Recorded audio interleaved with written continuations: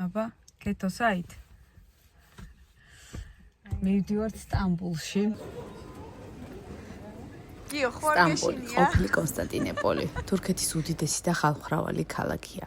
იგი მდებარეობს ბოსფორის სრუტის გასწვრივ, მარმარილოსა და შავი ზღვის სანაპიროებზე. ყოფს ერთმანეთისაგან ევროპასა და აზიას. ქალაქის ისტორიული ცენტრი ევროპის ნაწილშია. მოსახლეობის დაახლოებით მესამედი აზიურ ნაწილში ცხოვრობს. ამ ქალაქში 15 მილიონი ადამიანი ცხოვრობს. მოსახლეობის რაოდენობით იგი მსოფლიოს მეხუთე უდიდესი და ევროპის ყველაზე დიდი ქალაქია. იგი განიხილება როგორც ხიდი დასავლეთსა და აღმოსავლეთს შორის. მინდა გიამბოთ გადაადგილების საკითხებზე და სხვადასხვა სანახაობებს. აქ ჩამოსულება, რა თქმა უნდა იფიქროთ, როგორ მიხვიდეთ ამა თუ იმ ზონებში. რისთვისაც ტაქსი ნამდვილად არ გამოგადგებათ, რადგან კატასტროფულად ძვირია. იდეალური საშუალებაა ტრამვაი, მეტრო და ავტობუსი, რომლისთვისაც დაგჭირდებათ სპეციალური ბარათი, სამგზავრო ბარათები. ნებისმიერი ბანკის ბარათითაც გადაიხდით, მაგრამ უფრო ძვირი დაგიჯდებათ. მოკლედ პირველი რაც უნდა ქნათ, შეგიძლიათ სანამ გაფრინდებით მანამდეც გააკეთოთ ეს არის იპასის გადმოწერა. ეს არის აპლიკაცია, რომლის დახმარებითაც შეგიძლიათ სამგზავრო ბარათების უფრო იაფად შეძენა და ასევე ამ აპლიკაციის მეშვეობით ძალიან ბევრი ღირსშესანიშნაობის სრულიად უფასოდ ან ნახევარ ფასად მონახულება. QR კოდის მეშვეობით. ალბათ გაიგებდით, რომ ამა თუ იმ მუზეუმების მონახულება საკმაოდ ძვირი ჯდება. ამ აპლიკაციით კი ძალიან კარგად დაზოგავთ. დაუწყარ დროს გაატარებთ ბოსფორის სრუტეზე გასეირნებით, რაც ასევე შედის იპასში და პრინცის კუნძულების გასეირნება შედის ასევე ამ აპლიკაციაში და ბევრი სხვა რამ, რომელსაც თვითონ აპლიკაციაშივე ნახავთ, რეები შედის, რა არ შედის, სად მხოლოდ აპლიკაციით და QR კოდით შეხვალთ და სად უბრალოდ ფასდაკლებას მოიპოვეთ ამ აპლიკაციით. მოკლედ ძალიან კარგი რამ არის. ჩვენ ძალიან კარგად გამოვიყენეთ და ვფიქრობ ნებისმიერ თქვენგანს ძალიან კარგად გამოგადგებათ. აი ახლა სწორედ ამ აპლიკაციის ფოტოს ხედავთ თქვენ ეკრანზე. თუმცა გაითვალისწინეთ, რომ ეს აპლიკაცია უფასო არ არის. 175 евро არის მისი ღირებულება თითო ადამიანზე 3 დღის განმავლობაში. 3 დღის შემდეგ უკვე აქტიური აღარ იქნება, მაგრამ როგორც უკვე გითხარით, მე ვფიქრობ, რომ ეს თანხა ღირს, იმიტომ რომ საკმაოდ ბევრს დაზოგავთ ამ ფასად. ეხლა მივდივართ ტრამვაით, უნდა გავაგრძელოთ გზა. შეიძლებოდა რომ ტაქსით წასულიყავით პირდაპირ, მაგრამ მივიღეთ ისეთი გადაწყვეტილება, რომ გვეწანწალა თან სასტუმრომდე ჯერ ადრეა, იმიტომ რომ ეხა არის აქ 10 საათი, ამიტომ დრო უნდა გაგვეყვანა მოკლედ. ამას ქუჩაზე გამოვედით. ის რომ ფეხით წამოსვლა გადავწყვეტეთ, ეს ნამდვილად არ გვინანია, იმიტომ რომ ძალიან საყვარელი და ლამაზი ქუჩები გავიარეთ ფეხით, რომლებსაც მე კიდე ბევრჯერ ვესტუმრეთ, იმიტომ რომ სხვადასხვა ლოკაციებზე მისვლის დროს ამ ქუჩების გავლა ისე მოგვიწია, მაგრამ ალბათ დამეთანხმებით თქვენც რა ლამაზად არის, მაღაზიები მორთული და გაფორმებული, ძალიან ლამაზი ქუჩებია, მოკლედ ჩვენი სასტუმრო დაახლოებით გრანდ ბაზარის მიმდებარე ტერიტორიაზე იყო, ტერიტორიულად ძალიან კარგ ადგილას იყო, თუმცა სასტუმროზე ცოტა მოგვიანებით ვისაუბრებ.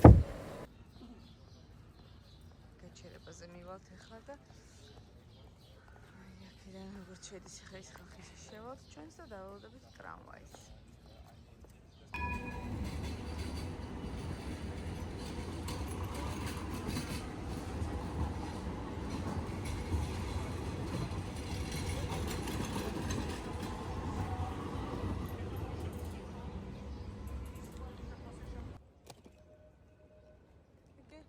ტრამვაის გზას ვუჭრით.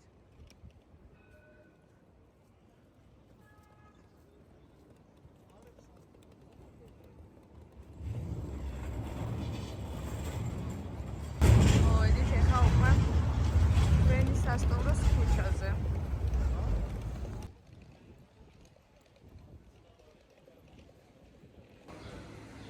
აი ეს არის ჩვენი სასტუმრო. ესეთი. მინდა ორი სიტყვით შევეხო სასტუმროს, ეს იყო სრული კრახი ამ მოგზაურობაში, კარგად დაიმახსოვრეთ მითი სახელი და არასოდეს არ ესტუმროთ მას, სულ რომ ოცლარად იყოს ღამე.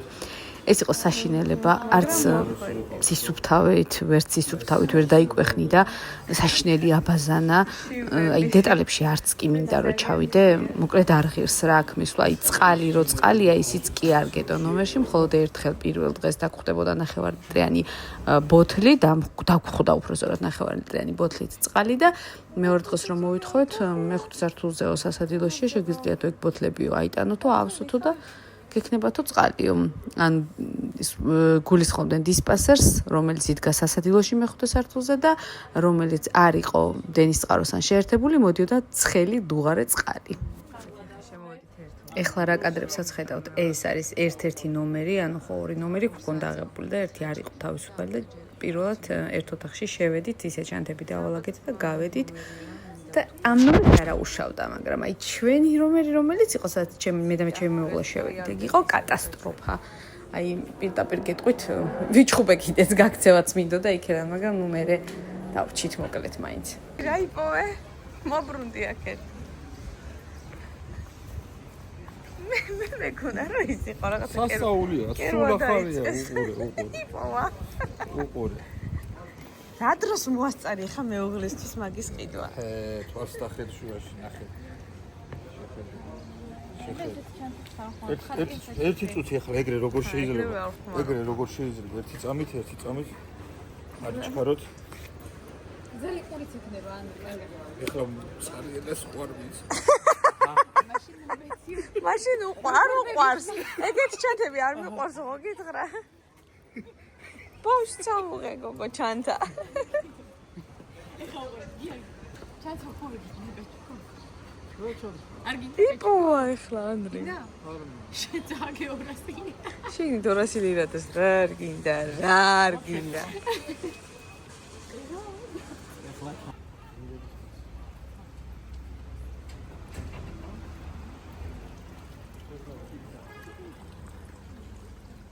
აგერქეთო თურქული ყავა ხო გინდა?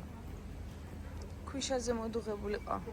რა გილევია ქვიშაზე მოდუღებული ყავა? კი.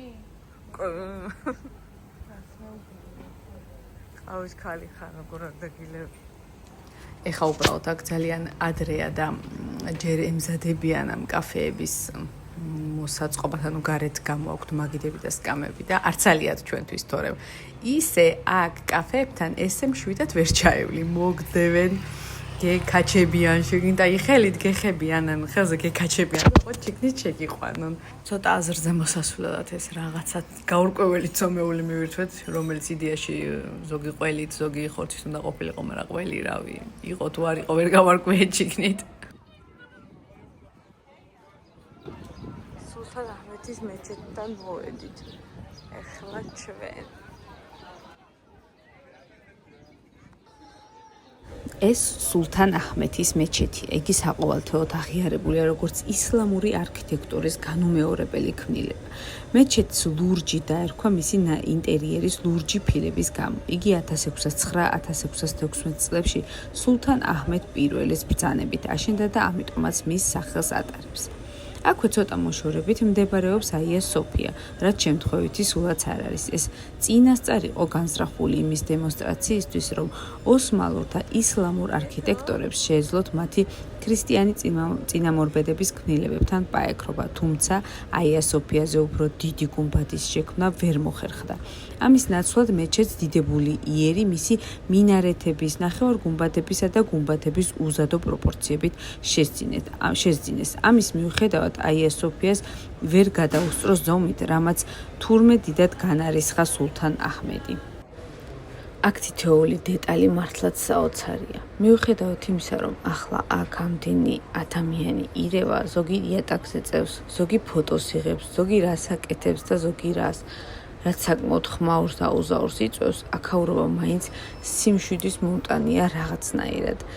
განსაკუთრებულ სიმშვიდეს გრძნობ, როცა შემოდიხარ და ვერ გავამტყუნებ იმ ადამიანებს, რომლებიც იქ წამოწოლილები იყვნენ, რაც მე სიმართლე გითხრათ გამიკვირდა, იმიტომ რომ რავი, მანამდე არ მენახა მეჩეთში ესე წამოგორებული ადამიანები, ვერ გავამტყუნებ, იმიტომ რომ რაღაცნაირად გინდება შენ წამოწვე და დაისვენო. ეს გახლავთ აია სოფია, ყოფილი ბიზანტიური მართლმადიდებლური ეკლესია, რომელიც მეჩეთად გადაკეთდა ოსმალთა მიერ. შემდეგ იყო მუზეუმი, ამჟამად კი ისევ მეჩეთია.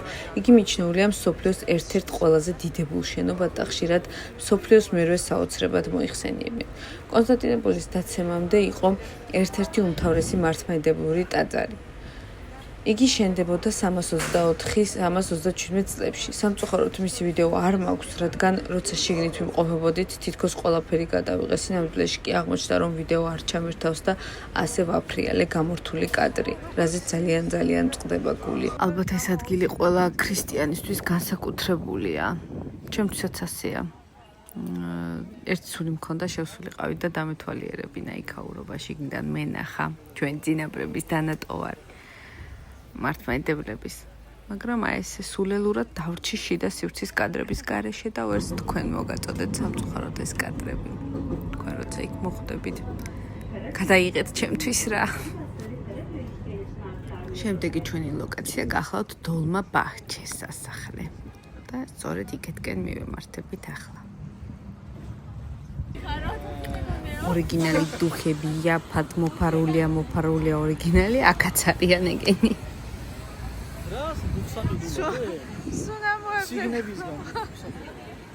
მოვედით დოლმა ბაჰჩეში.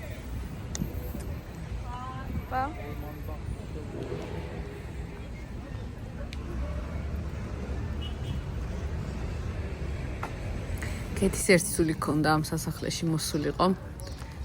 მთელი დღე შეგვჭამა დოლმა ბაჰჩე და სწორედ ამიტომ ისე ბედნიერი გარბის წინ. კეთო ბედნიერი ხარ? ძალიან უფასოდ შემოვედი. უფასოდ შესვლაში სწორედ იმას გულისხმობს, რომ აი იმ იპასით შევედით, რომელზეც მანამდე გესაუბრეთ QR კოდის მეშვეობით. ეს გახლავთ დოლმა ბაჰჩე. თურქი სულთნების სასახლე სტამბოლში, რომელიც აგებულია 1852-53 წლებში. მისი მშენებლობა 5 მილიონი ოსმალური ოქროს ფუნტი, დღევანდელი 35 ტონა ოქროს ექვივალენტი დაჯდა. 14 ტონა ოქრო ფირფიტების სახით იქნა გამოყენებული სასახლის ჭერის მოპირკეთებაში. ის დღემდე უდიდესი სასახლეა თურქეთში დარბაზების ფართობის მიხედვით. მსოფლიოს უდიდესი ბოჰემური ბროლის ჭაღი სასახლის ცენტრალურ დარბაზშია დაკიდული. მას 750 ნათურა აქვს და 4,5 ტონას იწონის. დოლმა ბაჰჩეს ბოჰემური და ბაკარას ბროლის ჭაღების უდიდესი კოლექცია აქვს მსოფლიოში. მისი მთავარი ფოიეს კიბეს ბროლის სახელურები აქვს. სასახლის სახელი მომდინარეობს აქ მდებარე ბაღისგან. დოლმა ბაჰჩე, რომელიც ნიშნავს შევსებულ ბაღს. აქ მკაცრად კონტროლდება ფოტო და ვიდეო გადაღება. ანუ აკრძალულია ეს ყოველივე და ყოველ კუთხეში მდგომი დაცვის თანამშრომლები გაკვირდებიან. როგორც კი შეგამჩნევენ, რომ იღებ, მაშინვე შენიშვნას გაძლევენ. ხო და სწორედ ამიტომ, რაც ჩუმად შევძელი ეს არის. ბოდიში ასეთი გაქცეული კადრებისათვის, მაგრამ მეტი უკეთესის გადაღების შანსი არ მქონდა. ზოგადად არ მიყვარს მსგავსი რამეები. თუ მეუბნებიან, რომ არ შეიძლება, ესე იგი არ შეიძლება და მორჩა. თუმცა ეს ის შემთხვევა იყო, როცა თავად აქაურობისაგან დაშოკილმა ვისურვე მცირედი შოკი თქვენთანაც მომეტანა ვიდეოს სახით. რისი გადაღებაც შევძელი, დამერწმუნეთ იმისი მე-80-დიც არ არის, რაც იქ ხდება, რაც იქ არის. ულამაზესია მართლა ყველაფერი, აი იქაური ჭურჭელი აქვთ შენახული, ძალიან ლამაზი ყველაფერი. აი არ ვიცი, ჭაღები, კიბეები, ჭერი მოხატული ულამაზესად, აი ეს პაწაწინა ფანჯრები, საიდანაც ბოსფორის ულამაზესი ხედი ჩანს, აი ყველაფერი აღფრთოვანებას ვერ ვმალავდი, აი არ არის ადამიანი, რომელიც ესე მარტივად გამოხატავს აი რაღაცით გაოგნებული რომ რჩება, აი იმას კი არ ვიძახი რომ აი ნახეთ რა ლამაზია ეს. ხო, აი იმას კი არ ვიძახი რომ ვაიმე ცხოვრებაში ყველაფერი მინახავს და ვერაფერი გამაკვირვებს თქო, არა. რა თქმა უნდა მიკვირს ბევრი რაღაც და მაკვირვებს ბევრი რამ, მაგრამ იშვიათად რომ გამოვხატო რა, ისეთი ბუნება მაქვს უბრალოდ ესეთი, რომ არის ხო, ვიღებ ესე ჩაულებრივად, მაგრამ აქ ვერ ვმალავდი ემოციებს, აი სულელი ბავშვით დავდიოდი იქეთ-აქეთ ვიყურებოდი, თან მინდოდა რომ ყველაფერი გადამეღო, თან მინდოდა რომ ყველაფერი ჩემი თვალით კარგად მენახა, თან მინდოდა რომ არ შევემჩნიე დაცვას, რომ ვიღებდი რაღაცებს და მოკეთ ცოტა ძალიან აბდაუბდა კადრებია გადაღებული, მაგრამ რაც შევძელი ეს იყო. აი, ეხლა ზუსტად ის ჭაღები ჩანს, რომელზეც ამ მომენტის დასაწყისში ვისაუბრე. აი, გასაოცარია აქაურობა, მაგრამ თან გასაკვირი, რომ აი, რად უნდოდათ ამ ხელას სასახლე, როგორ, აი, პირველი კითხვა რაც ერთმანეთში დაგვებადა იყო, რომ როგორ პოულობდნენ ამ სასახლეში ერთმანეთსო. აი, ვაში ხო ტელეფონებიც არ იყო, აი, როგორ ეკონტაქტებოდნენ ერთმანეთს, მოკეთ შოქში ჩაგვაგდო რა ამ სასახლემ. ვინც მე მიცნობს, ყველამ კარგად იცის რა დონეზე მეზიზღება თევზი. აი, ატანა არ მაქვს თევზის, ჩემთან ახლოსაც ვერ ვიტანოცა დევს სუფრაზე. ჩემს სახლში თევზი არასოდეს არ მზადდება და აი, ხლა მომიყვანეს იქ, სადაც თევზის სუნით ყარს ყველაფერი. თევზის რესტორნებია, აი, აქ სულ ჩამწკრივებული ხიდის ქვეშ. თევზის ბურგერები მოიტანეს. მე თევზი არ მიყვარს და კატალეტები ჩამიდეს.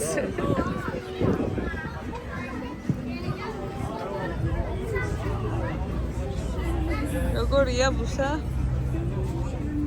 არა?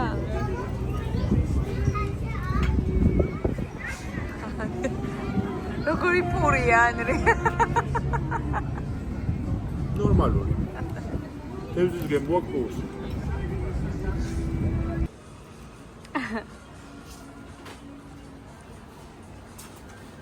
დეგუსტაცია მიმდინარეობს ყოველკუთხეში.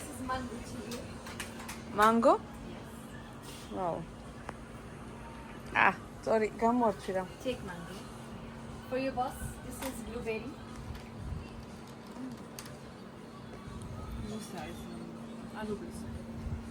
And the apple one for you.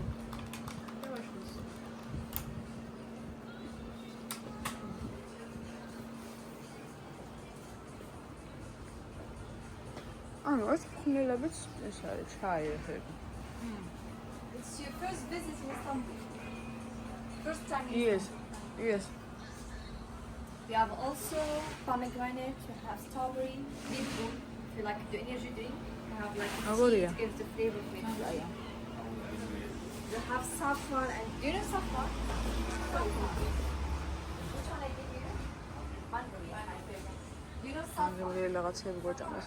ლახათული ხუმი ბევრ სხვა გემრიელობასთან ერთად უნდა ვაღიაროთ, რომ ტკბილეულის დახლები აქვთ საოცარი განლაგებით, საოცარი სილამაზით და თან ყოველ კუთხეში დეგუსტაციას გთავაზობენ, რომ გასინჯონ. ნაყინს ეს არ ეხებოდა, მაგრამ ლახათულ ხუმებს და რაღაცებს ყოველ კუთხეში გასინჯებენ.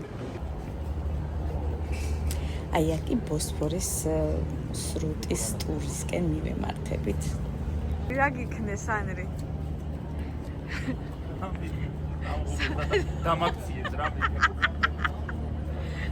არ ვიყავი ჩემთვის თბილისში კარგად. აგე ტური უყიდეს, მიყავთ ბოსფორზე სასეირნოთ, მაგრამ თუ აკეთებ სიკეთეს, გააკეთე ბოლომდე, ხო ანრი?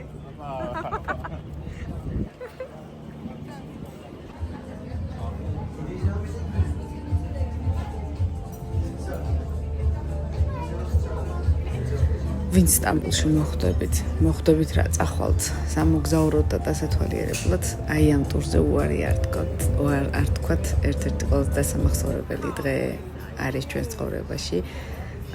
აი საოცარი გარემო, საოცარი ატმოსფერო იყო, ძალიან კარგი საღამო, კარგი გართობა, სუფრად ძალიან კარგი სხვათა შორის, აი რა ვიცი, პირველი, მეორე, მესამე, მეოთხე იმდენი რაღაც მოიტანეს, რომ აი ძალიან კარგი იყო ყველაფერი, მოკლედ ძალიან კარგი დრო ვატარეთ.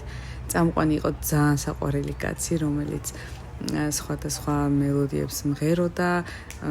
მე ნახავთ თქვენ აქ ვიდეოში.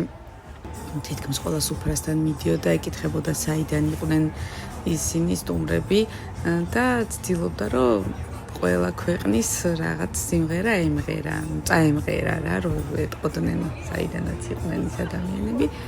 იმ ქვეყნის სიმღერას მიუმღერებდა. წაგვიმღერა ჩვენს ქართულადაც, ამასაც ნახავთ აქვე ვიდეოში და ნუ მოკლედ ძალიან კარგ დროს გაატარებთ, არ წააგებთ ბოსფორის სრუტეზე გასეირნებით. გარდა იმისა, რომ ძალიან ლამაზი ხედებით დატკბებით. The Jamaicans, beautiful girls, and from where? American, I see. Another cousin. Oh, you're singing me. From where? Georgia, Georgia, Yana, Yana, Yana, Yana, Yana, Sikwaru, Isperevi. Yana, Yana, Yana, Yana, Yana, Sikwaru, Isperevi. Bravo. Bindim de ma oynayda. Hayda hayda hayda hayda hayda. Приятного аппетита, Georgia, Грузия. Bollywood star. ცოტა რაც თლად ჩემს პირადად სასიამოვნო არ იყო აქ. არა მარტო ამ ტურში ზოგადად ის იყო რომ როგორც გაიგებდნენ რომ ქართველები ვიყავით, ეგრევე რუსულად ვიწყებდნენ საუბარს. Oh, Champs-Élysées. Au soleil, sur la pluie, à midi, il y a tout ce que vous voulez. Vive la France!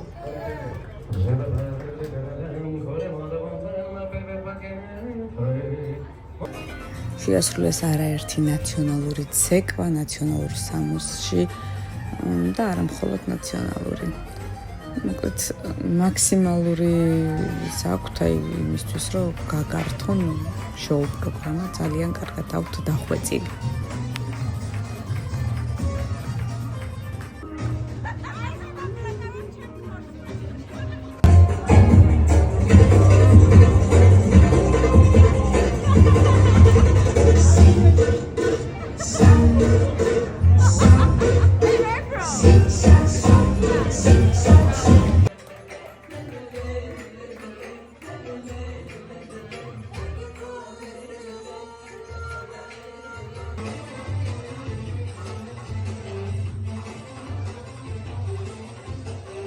გარდა იმისა, რომ შეგნით ძალიან კარგად ერთობი, ვისაც იმშვიდე და აი ამ ხედებით ტკბობა უყვარს, შეუძლია გარეთ გამოვიდეს და ისე დატკბეს ხედებით ეს დოლმა ბაღჩის სასახლე ჩანს ზუსტად ეხლა კადრში. დასასრულისკენ კი მოაქვთ ესეთი პატარა ციგნაკი, სადაც ხედავთ რაც წერია, რომ თქვენს ანგარიში ვარ შედიოდაო თანხა, ჩაივიე, ეგეთ წოდებული. შეგიძლიათ დაგვიტოვოთ რა, რამდენი სურვილიც გაქვსო. ეს ბოსფორის ტურიც დასასრულს მიუახლოვდა, ესე შემოვედით ისევ პორტში და ხო, მართლა ამ ტურის ღირებულებაში შედის ის, რომ სასტუმროსთან მოგაკითხავენ, ტრანსფერი მოგაკითხავს სასტუმროსთან, წამოგიყვანს და საღამოს ისევ დაგხვდებიან. ახლა იქ ხედავთ როგორ ხვდებიან თავიანთ გზაურებს და ისე უკან სასტუმროში მიგაბრძანებენ. ეს უკვე ბოსფორის სრუტის მეორე დღეა. მივდივართ პრინცის კუნძულებზე. ისევ გრემით მიდიხარ. ძალიან საყვარელი ადგილებია, ძალიან ლამაზი. ერთი სამწუხარო ის არის, რომ აქ ყოფილა წმინდა გიორგის ტაძარი, მაგრამ სამწუხაროდ, იმიტომ რომ შაბათი კვირა დაემთხვა, დაკეტილიაო თუ უფრო 2 საათამდე მუშაობსო თუ რაღაც ეგეთი გითხრეს და ვერ მოასწრებთო. ანუ რომ მიდიხარ 2 საათი გაქვს დრო რომ მოიარო ეს კუნძული და მე ისევ შეხვიდე გემზე, ახვიდე გემზე და ვერ მოასწრებთო და არ წახვიდეთო იქეთო, ესე გაგვაფრთხილეს. ეს კი ერთ-ერთი ეზოა, რომელიც ესე საყვარლად იყო მორთული და გადავიღეთ მაგიტო. გარდა იმისა, რომ ეზოები ისეთ ლამაზი მორთულია და თვითონ გარემოც ძალიან ლამაზია, ისეთი ღირსშესანიშნავი სანახაობა აქ სხვა არაფერი არ არის, რაც იყო უკვე გიგითხარით, ჩვენთვის მნიშვნელოვანი რაც იყო ტაძარი, გიგითხარით, რომ იქ მისვლა ვერ მოვახერხეთ და ხო, არის კიდევ ესეთი სანაპიროები, რომელიც ხელოვნურად არის გაკეთებული და შესვლა პასიანია. და ზოგადად მე ნახავთ თქვენ ვიდეოში ჩვენ მარმარილოს ზღვაზე სანაპიროზე ვიყავით გასული და ფასიანია მოკლედ სანაპიროებზე შესვლა. ამ ტურშიც შედის კვება. ახლა ზუსტად მაგას ხედავთ თქვენ ღირებულებაში შედის ეს ყველაფერი.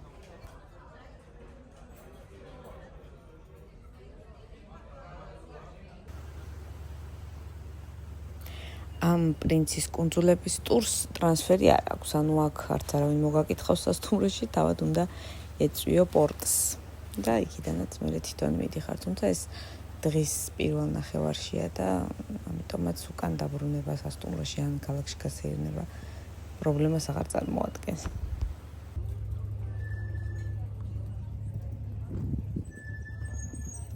დამარილებულია, მგონი იჭმევა.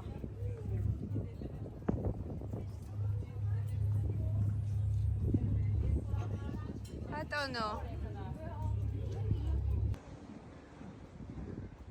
პრინცის კუნძულების ტურიდან დაბრუნებულებმა ჩვენ გადავწყვიტეთ რომ მოგვენახულებინა ფერადი უბანი და ის ცნობილი ფერადი კიბეები. აქ ხედავთ უკვე ძალიან დაღლი და ქაცულები ვართ. ანრი აღარც გამოყვა სასტუმროში წავიდა და ჩვენ სამი გავუდექით გზას.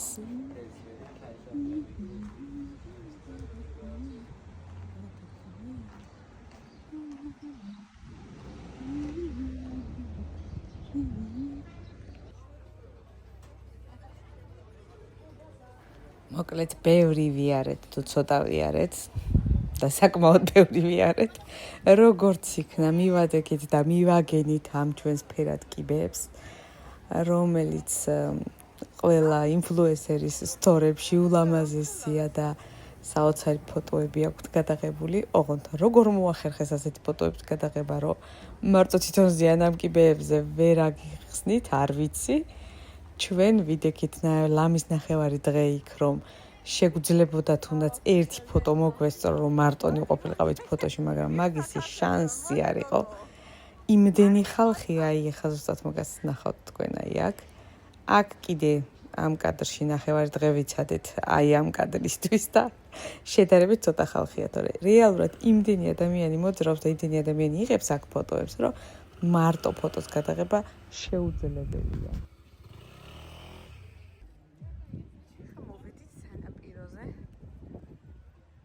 უკვე მივდივართ და დღევანდელი დღე დავუთვეთ ზღვას.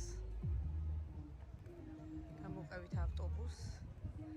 ჩემი მეუღლე მაპით სარგებლობს იდეალურად და ესეთი სანაპირო ამოგვიგდო ჩვენ სადაც ვართ იქ უფრო ისინია, ანუ ნაპირი არა აქვს რა მოკლედ უკლდოვანი ისინია.